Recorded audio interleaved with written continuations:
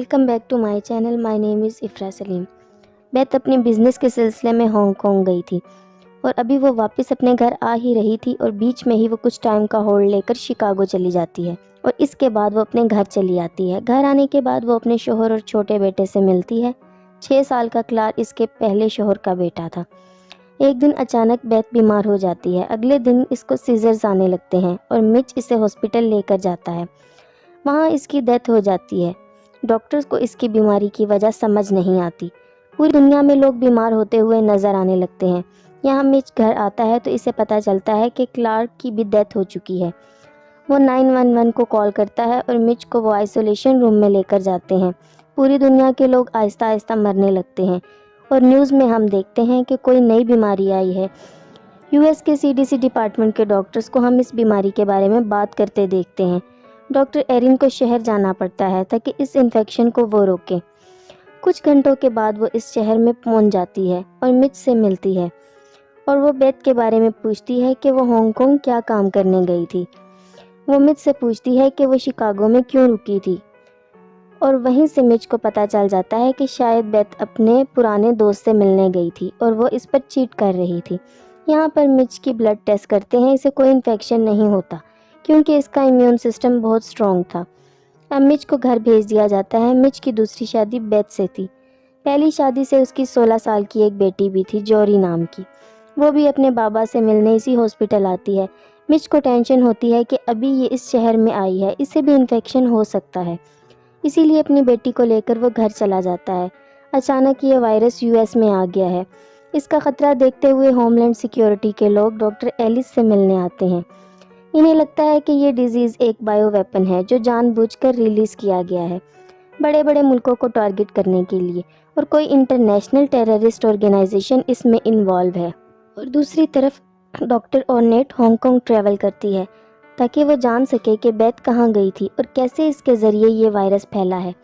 इसी रिसर्च के दौरान पता चल जाता है कि ये वायरस सूअर और चमगादड़ के जेनेटिक मटेरियल से बना है और लोग वायरस पर स्टडी कर रहे हैं ताकि कोई वैक्सीन तैयार हो सके, पर अभी तक इस पर काम नहीं हो पा रहा क्योंकि जिस भी सेल में इस वायरस को डालते हैं वो कुछ ही देर में मर जाता है और अभी तक 8 मिलियन लोग इन्फेक्ट हुए थे इस वायरस से। हर 12 आदमियों में से एक को ये इन्फेक्शन होने का खतरा था। इनके बचने के चांसेस 25 से 30% ही थे। यहाँ पर इन्फेक्शन ज़्यादा बढ़े ना, इसलिए गवर्नमेंट एक फ़ैसला लेती है, जो भी इन्फेक्टेड सिटी हैं उनको पूरा आइसोलेट कर देती है, यानी कि कोई भी इस शहर से बाहर जा नहीं सकता। 21वां दिन था और यहाँ पर सीडीसी में डॉक्टर एलिस को ईमेल आता है जिससे इनको पता चलता है एनईवी वायरस जो है इसका ओरिजिन अफ्रीका से आया है और ये एचआईवी से भी ज़्यादा डेडली वायरस है। इनकी रिसर्च चल ही रही थी। अलग अलग सैंपल की वैक्सीन वो बना रहे थे और बंदरों के ऊपर टेस्ट कर रहे थे, मगर यहाँ पर इनको कामयाबी नहीं मिलती। ऑफिसेज, स्कूल, कॉलेजेस, एयरपोर्ट, रास्ते, एक भी इंसान नहीं थे। सब लोग डर के मारे अपने घर में बैठ रहे थे। फाइनली 29वां दिन आता है जहाँ पर सीडीसी के लैब के डॉक्टर्स थे। इन्हें एक कामयाबी मिल जाती है। अभी भी इंसानों के ऊपर टेस्ट करना बाकी था। ये पूरे प्रोसेस काफ़ी लंबी थी कि जो भी इन्फेक्टेड पेशेंट हैं इनके पहले परमिशन लेनी होगी और फिर पेपर साइन करने होंगे।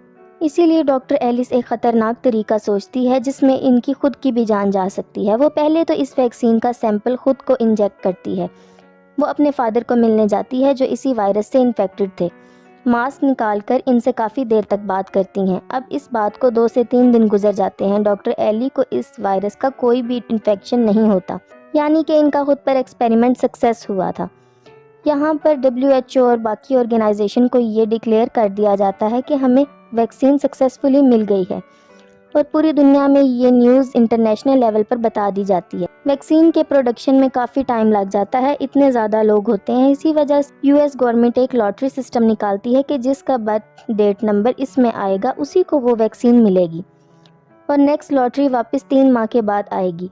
ऐसे करते करते आहिस्ता आहिस्ता ये वैक्सीन लोगों को दी जाती है। आहिस्ता आहिस्ता दुनिया वापस अपनी राह पर आती है। लोग वापस काम पर जाने लगते हैं। आखिर में हम देखते हैं कि ये वायरस कैसे फैला। तो हांगकांग में एक बलडोज़र एक दरख्त को गलती से तोड़ देता है जिसमें कुछ चमगादड़ डिस्टर्ब हो जाते हैं। फिर वहाँ से वो चमगादड़ केले के दरख्त पर जाकर बैठ जाते हैं और कुछ केलों को बाइट करते हैं। अब वहाँ से चमगादड़ एक पिग फॉर्म में जाते हैं और एक चमगादड़ केले को गिरा देता है।